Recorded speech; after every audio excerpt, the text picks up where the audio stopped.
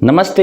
मेरा नाम शुभम है और आप मुझे ब्रेन ऑफ बिहार पे देख रहे हैं। लिस्टिंग का हमने बताया था कि पिछले सप्ताह में नहीं हुआ था, तो हो सकता है कि इस सप्ताह में हो जाए, लेकिन अभी तक ऐसी कोई उम्मीद दिखाई देती हुई नहीं नजर आ रही है जिससे कि लगे कि सुनवाई इस सप्ताह में भी हो जाएगी, क्योंकि आज 26 तारीख हो गया और 27 और 28 का भी लिस्टिंग आ गया है साइट पर, और उसमें सहारा का नाम अभी तक नहीं आया है जिससे लगे कि केस लिस्ट होकर सुनवाई होगा इस सप्ताह में। मात्र 2 दिन ही बचा है, 27 और 28, लेकिन उसमें भी अभी तक के लिस्टिंग में नहीं आया है।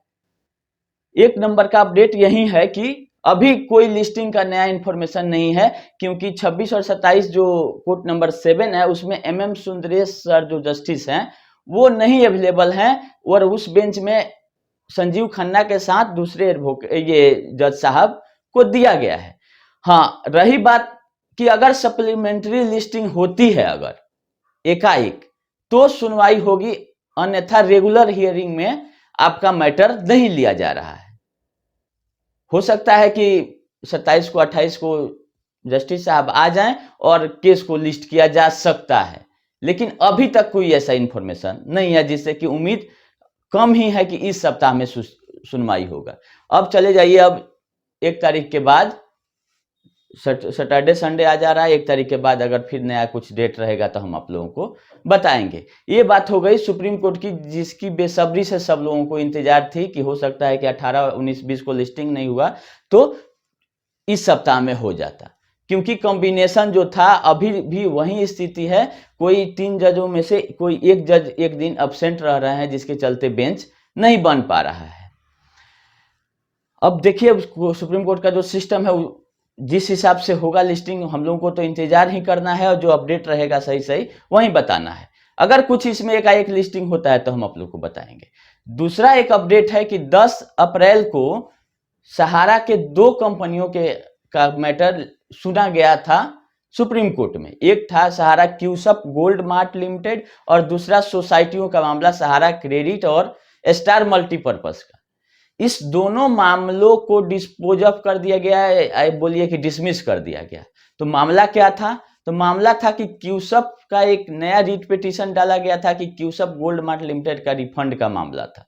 तो उसमें एक तरह से डिसमिस करते हुए बोला गया कि जो क्लेम है उसको डिनाई नहीं किया जा सकता है, लेकिन हम इसका रिट पिटीशन नहीं लेंगे। क्यूसप गोल्ड मार्ट लिमिटेड में जो सामान खरीदने का लोगों ने पैसा दिया था, उसका जो इंसॉल्वेंसी और लिक्विडेशन जो होता है कंपनी के प्रक्रिया में, उसमें प्रीफरेंशियल क्रेडिटर मतलब पैसा पहले किसको भुगतान होगा अगर लिक्विडेशन होता है या आपका इंसॉल्वेंसी में कंपनी जाती है, तो वो डिसाइड करना उस एक्ट का काम है, सुप्रीम कोर्ट का नहीं है कि पैसा किसको पहले भुगतान होना चाहिए। क्योंकि क्यूसप का जो मामला था, क्यूसप में सहारा इंडिया ने पैसा लेके गई थी, तो बोली थी कि हम सामान आपको देंगे पैसा के बदले, और अगर सामान आप नहीं लेते हैं तो आपका पैसे का वैल्यू बढ़ जाएगा, तो इतना हम आपको रिफंड करेंगे। तो वो मामला कंज्यूमर फोरम में जाता है या निचली अदालतों में जाता है, तो उसका ऑर्डर आता है, तो उसी के लिए लोग गया हुआ था सुप्रीम कोर्ट, जिसमें कोर्ट ने इंटरटेन नहीं किया। ये बोल दिया कि अगर रिफंड का मामला है तो मेन मामला जो सहारा सेबी का 412 वाला केस है, 412/2012, उसमें आप जाइए और अलग से इसका रिट पिटीशन हम नहीं सुनेंगे।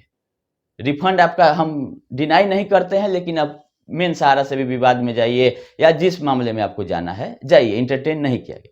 अब रही दूसरा बात सहारा सोसाइटियों का, वो भी एक मामला 10 अप्रैल को ऑर्डर आया है। तो उसमें ट्रांसफर पिटीशन, इसके पहले वाला ट्रांसफर पिटीशन सेंट्रल रजिस्ट्रार के तरफ से लगाया गया था कि दिल्ली हाई कोर्ट में जो मामला है उसको सुप्रीम कोर्ट में लाया जाए, जो कि 20 मार्च के ऑर्डर में ये बोला गया कि दोनों हाई कोर्ट को, तेलंगाना को और दिल्ली हाई कोर्ट को निर्देशित किया गया कि आप 6 महीना के अंदर मामला को खत्म कीजिए। उसी का रेफरेंस इसमें भी दे दिया गया। इसमें पब्लिक मतलब टोटल 39 लोग हैं कंप्लेन करने में, और वो लोग दिल्ली हाई कोर्ट वाला मामला को वो लोग भी 16 मार्च को अप्लाई किए थे सुप्रीम कोर्ट में आने का अलग से। सेंट्रल रजिस्ट्रार वाला मामला अलग था, लेकिन कुछ लोग जो उसमें भी इंटरवेंशन किए होंगे दिल्ली हाई कोर्ट में, वो भी ट्रांसफर पिटीशन लगा दिए थे सुप्रीम कोर्ट में सहारा क्रेडिट और स्टार मल्टीपर्पज को, कि हमारा मामला दिल्ली हाई कोर्ट से सुप्रीम कोर्ट में लाया जाए। तो उसको भी सुन के डिनाई किया गया है, डिसमिस किया गया है। ऐसा नहीं कि बिना सुने, पहले लिखा गया है कि जो ट्रांसफर पिटीशन है वो फाइल करने का ग्रांटेड मतलब दिया जा रहा है कि आप फाइल कीजिए, और सुना भी गया, और सुनने के बाद डिसमिस कर दिया गया कि जो 20 मार्च वाला जो ऑर्डर था कि 6 महीना के अंदर दोनों हाई कोर्ट से जो डिसीजन आ जाता है केस डिस्पोज ऑफ हो जाएगा, तब इसकी बात आती है कि सुप्रीम कोर्ट में मामला सुना जाएगा कि नहीं सुना गया। उसी ऑर्डर का रेफरेंस देके बोल दिया गया कि उसमें जो ऑर्डर किया गया है वो ठीक है, उससे अलग और उस कुछ अलग करने की जरूरत नहीं है। ट्रांसफर पिटीशन को खारिज किया जाता है जब तक कि दिल्ली हाईकोर्ट और तेलंगाना हाईकोर्ट का केस डिस्पोज ऑफ नहीं हो जाता है। तो दिल्ली हाईकोर्ट का तो हो गया है, तेलंगाना हाईकोर्ट का अभी डेट नहीं आया है। अगर उसका भी डिस्पोज ऑफ हो जाता है तो फिर से मामला रीट पिटीशन या एसएलपी दायर किया जा सकता है सुप्रीम कोर्ट में सोसाइटियों के अगेंस्ट में। फिलहाल इन 39 लोगों का जो कंप्लेन था उसको डिसमिस कर दिया गया कि आप 20 मार्च वाले ऑर्डर को ही कंसीडर कीजिए कि वहीं आप में हुआ। ये हो गया अभी तक का अपडेट। बाकी एक नया मैटर फिर नया ऊपर आ गया है कि पहले तो था कि सेबी गलत है, सिक्योरिटी अपीलेट ट्रिब्यूनल गलत है, हाईकोर्ट नहीं सुना सहारा को। अब मैटर आ गया कि जज साहब ही गलत है। जो सहारा का कहना है कि सब कोई गलत है, एक ही आदमी सही है, वो है सहारा श्री सुब्रत राय, जो कि लोगों का पैसा लेके और कानूनी प्रक्रिया में फंसाए हुए हैं, और कानून का हाथ इतना लंबा होते हुए भी उसके गिरफ्त में नहीं आ पा रहे हैं। इसीलिए सबसे ईमानदार आदमी वही है, बाकी सब लोग चोर है। और लोग जो क्वेश्चन मार्क उठा रहे हैं कि जज साहब को ही एफआईआर करके जेल में डालिए, क्योंकि वही ऑर्डर देके सुब्रत राय को इलीगल तरीके से 6 महीना से अधिक कोर्ट में रखे हैं, और ये पूरा मीडिया में छाया हुआ है। तो आजकल जो सिस्टम है कि बहुत सारा चैनल नहीं चल रहा है बहुत मेहनत करने के बाद, लेकिन सहारा वाला मामला में जब वो कूदेंगे तो उनका वीडियो बहुत ज्यादा चल रहा है। तो ये चीज देखते हुए अपना लोग कहीं ना कहीं से एक नया कंटेंट चुन के, क्योंकि या तो सहारा के आप पक्ष में बोलिएगा तो भी चलेगा, सहारा के विपक्ष में बोलिएगा तो भी वीडियो चलेगा, कि लोगों को पैसा से मतलब है। लोग ये देखने की कोशिश कर रहा है कि पैसा किस मार्फत मिलता है, सहारा दे चाहे कोर्ट दिलवाए चाहे सीआरसी दे। तो ये बहुत ही अभी हॉट लिस्ट में चल रहा है। सहारा का मैटर पे आप बोलिए, डिबेट कीजिए, लोग देखेंगे।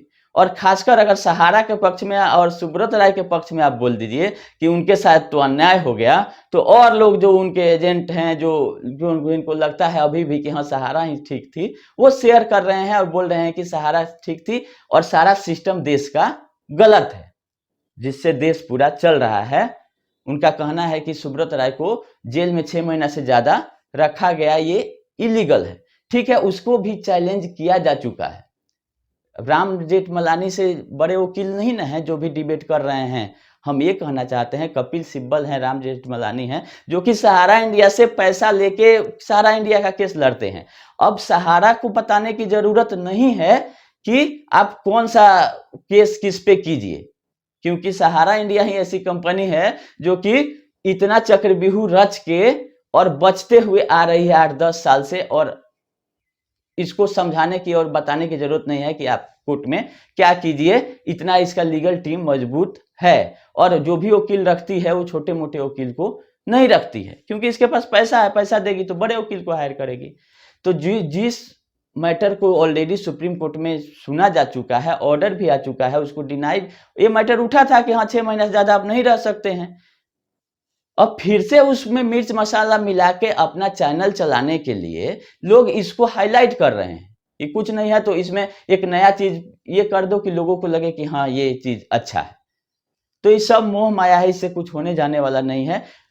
क्योंकि आप लोग देखिएगा 123 पेज का सुप्रीम कोर्ट के एसोसिएशन, लॉयर एसोसिएशन का लेटर वायरल हो रहा है, जिसमें 123 पेज हैं, और उसमें बोला गया है कि जो दोनों जस्टिस से उन पे एफआईआर करने का परमिशन प्रेसिडेंट दें, और करवाएं। इन्होंने गलत इस्तेमाल किया संविधान के पावर को।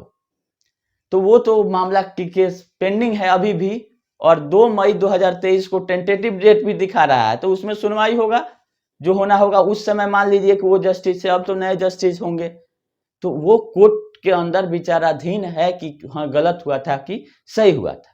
ये लोग ये नहीं बता रहे हैं कहीं भी कि जो सहारा ने पैसा उठाया वो गलत तरीके से उठाया। सेबी का पावर था, हाँ था, कोर्ट ने प्रूफ कर दिया कि सेबी का पावर था, वो एफसीडी जारी करने में उसका परमिशन लेना चाहिए था। उसका बात नहीं कर रहे हैं कि सेबी सही थी अपने जगह पे, ट्रिब्यूनल सही था, हाई कोर्ट सही था, लेकिन गलत क्या हुआ, कोर्ट को जेल में नहीं रखना चाहिए था इतना दिन। इस मैटर को हाईलाइट किया जा रहा है।